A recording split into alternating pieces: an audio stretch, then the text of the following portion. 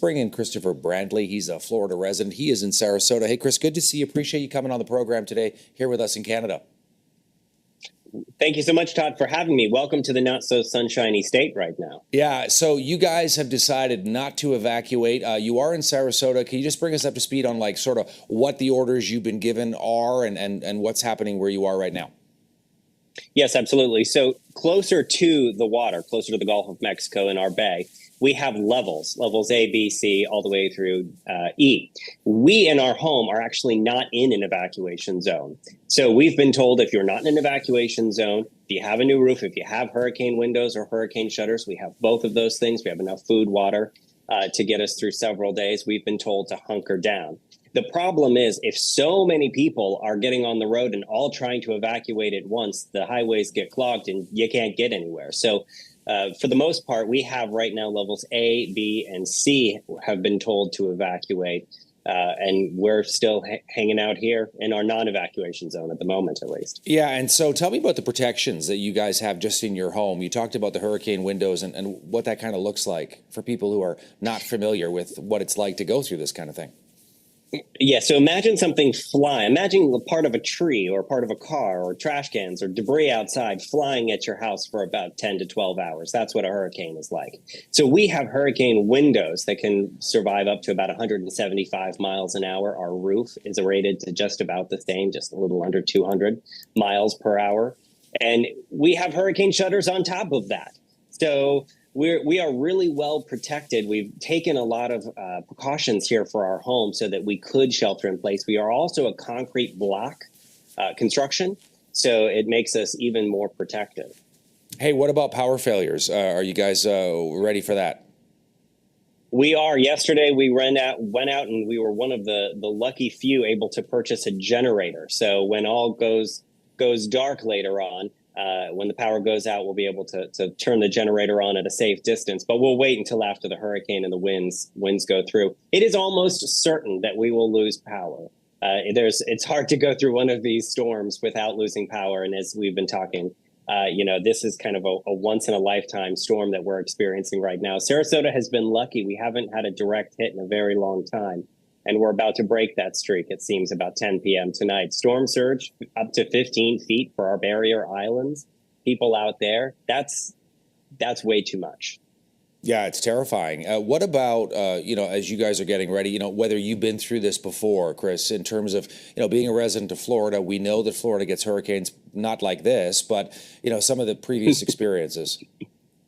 Yeah, we've not gotten this before. We've had Hurricane Irma, we've had Hurricane Ian in the last couple of years. Those were gnarly storms. Don't get me wrong, but something feels different about Milton. I don't know if it's the intensity. I don't know if it's the fact that it's a smaller storm and getting bigger, and the coming directly for us certainly will add to that. But something feels a little bit different in the air with this hurricane. Climate change, it's happening. We're seeing it right now, and us getting hit with a storm of this magnitude is a prime example for it. So I think we all have to start kind of shifting the way we think that these storms are going to continue to get worse, not better. We're about 8 hours away. What are you going to be doing as it finally hits into Sarasota? Where, are you going to be, hunkering down? You're going to be, give us a sense of what that's going to look like for you in your home. Yeah, so we've been told to be prepared for tornadoes, which I know some of your viewers will be quite familiar with. So probably most of our evening, most of our overnight will be spent hiding in our laundry room preparing for a tornado. For the most part, though, power will go out. We won't be able to see anything as it's happening, and it will be loud.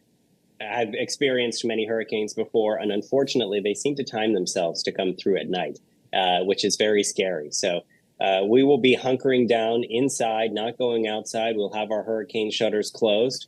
You can see behind me, this is our pool deck and everything. We actually have big steel shutters that close and make it completely dark in here. And we will close those up, and we will not open them until the morning time. Yeah, one last one. How are you feeling overall? Just like this is coming, it's coming, you're prepared, you've done everything you can, but just sort of what's going through your mind right now? I would say yesterday I was pretty calm. There was some uncertainty in the hurricane track. Today we woke up, we had the 5 a.m. advisory, then the 11 a.m. advisory here. from our National Weather Service, and they kind of made the cone look a little bit more and more. The spaghetti lines, as they're called, are coming directly towards us. That started to make us feel a little uncomfortable. And this afternoon, we've had a lot of winds. You can hear, actually, some of it's kicking up right now. And I want to just point out, here's our pool. That's lovely. But that's our backyard right beyond that. And it's got about 2.5, 3 feet of water in it right now. And there's more to go. That's making me incredibly nervous, I have to say. I would very much like to avoid that water coming inside my home. Yeah, because it hasn't even hit yet, and you've already got a couple of feet of water there in the backyard. It's unbelievable. But welcome to Florida. That's what happens. Wow. Hey, Chris, thanks so much for this. Please keep in touch with us as the storm gets closer to you guys.